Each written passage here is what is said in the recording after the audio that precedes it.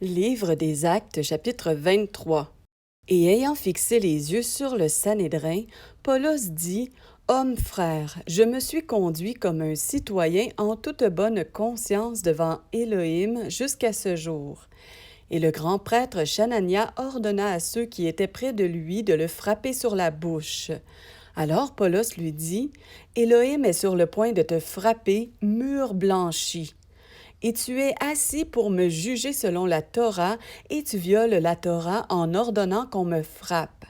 Mais ceux qui étaient présents lui dirent: Tu insultes le grand prêtre d'Élohim? Et Paulos dit: Je ne savais pas, frère, que c'est le grand prêtre, car il est écrit: Tu ne parleras pas mal du chef de ton peuple. Mais Paulos, sachant qu'une partie était des Sadducéens et l'autre des pharisiens, s'écria dans le Sanhédrin: Hommes frères, moi je suis pharisien, fils de pharisien. C'est à cause de l'espérance et de la résurrection des morts que je suis jugé. Mais quand il eut dit cela, il s'éleva une dissension entre les pharisiens et les Sadducéens, et la multitude se divisa. Car les Sadducéens disent en effet qu'il n'y a pas de résurrection, ni d'ange, ni d'esprit, mais les pharisiens confessent l'un et l'autre. Et il y eut une grande clameur. Alors, les scribes du parti des pharisiens se levèrent et se mirent à contester avec violence en disant: Nous ne trouvons aucun mal en cet homme, et si un esprit ou un ange lui avait parlé? Ne combattons pas contre Élohim. Et comme la dissension devenait grande, le tribune, craignant que Paulos ne soit mis en pièces par eux, ordonna que la bande de soldats descende pour l'enlever de force du milieu d'eux et le conduire dans la forteresse. Mais la nuit suivante, le Seigneur se présentant à lui, lui dit: Prends courage, Paulos, car comme tu as rendu témoignage dans Jérusalem me concernant, il faut de même que tu rendes témoignage aussi dans Rome. Mais quand le jour fut venu, certains des Juifs formèrent un complot, s'engagèrent sous peine d'anathème et dirent qu'ils ne mangeraient ni ne boiraient jusqu'à ce qu'ils aient tué Paulos. Et ceux qui formèrent cette conspiration étaient plus de 40, et ils approchèrent des principaux prêtres et des anciens, et leur dirent: Nous nous sommes engagés, sous peine d'anathème, à ne rien manger avant que nous n'ayons tué Paulos. Vous donc, maintenant, comparaissez avec le Sanhédrin devant le tribune, pour qu'il le fasse descendre vers vous demain, comme si vous étiez sur le point d'examiner plus exactement ce qui le concerne.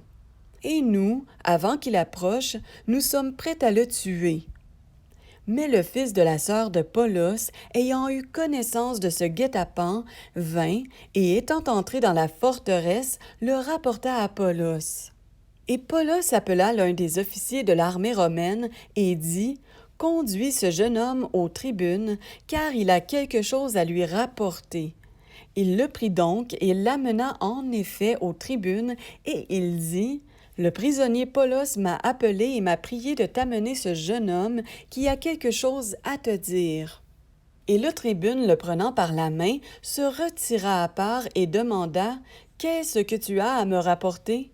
Et il dit: Les Juifs ont conspiré de te prier que demain tu envoies Paulos au Sanhédrin, comme s'ils étaient sur le point de s'informer plus exactement à son sujet. Toi donc ne leur cède pas, car plus de 40 hommes parmi eux lui tendent un piège. Ils se sont engagés, sous peine d'anathème, à ne pas manger ni boire avant qu'il l'ait tué, et maintenant ils sont prêts et n'attendent que ta promesse. Le tribune donc renvoya le jeune homme, après lui avoir donné cet ordre: Ne dis en effet à personne que tu m'as révélé ces choses. Et ayant appelé à lui 2 des officiers de l'armée romaine, il dit: Préparez 200 soldats, 70 cavaliers et 200 archers, pour qu'ils aillent jusqu'à Césarée dès la 3e heure de la nuit.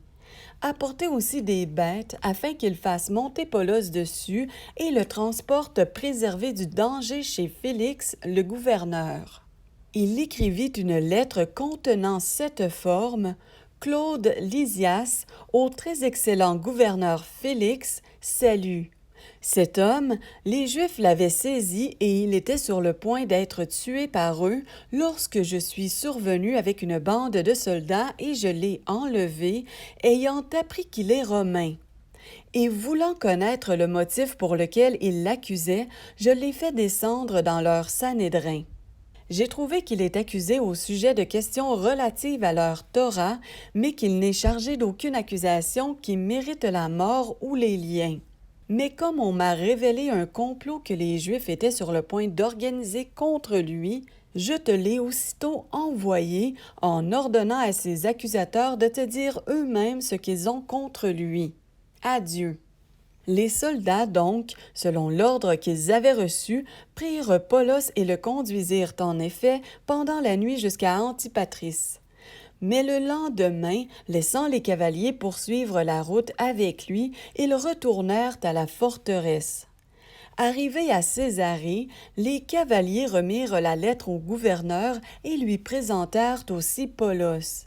Et le gouverneur, l'ayant lu et ayant demandé de quelle province il était, lorsqu'il sut qu'il est de Sicilie, il dit « Je t'entendrai quand tes accusateurs seront venus. » Et il ordonna qu'il soit gardé dans le prétoire d'Hérode.